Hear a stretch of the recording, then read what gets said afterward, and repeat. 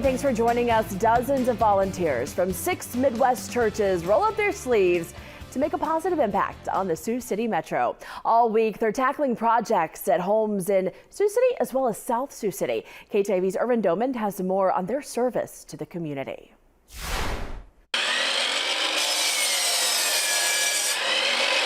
Our purpose for this is not just to repair a home, but we are doing this to be the hands and feet of Jesus in the city of Sioux City.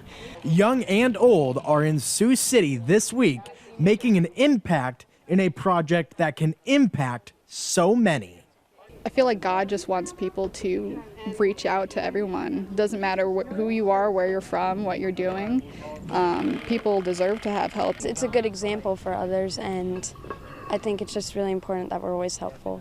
That help would come in the form of 7 projects throughout the metro, 6 in Sioux City and 1 in South Sioux City.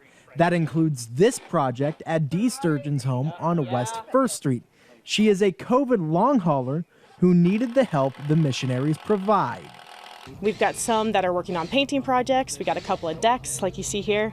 And then we also have a roofing project that's being done as well around the city. And I'm here with Macy, and she said her favorite part was painting. So she's going to show me how to paint and help beautify Sioux City.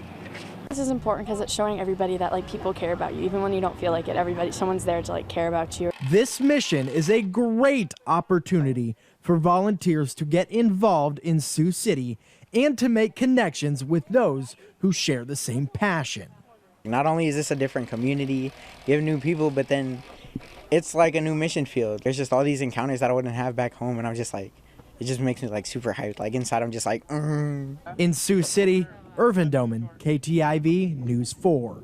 Donations made these projects possible. So did the volunteers who actually paid to take part. Portions of that money helped make the 7 projects a reality.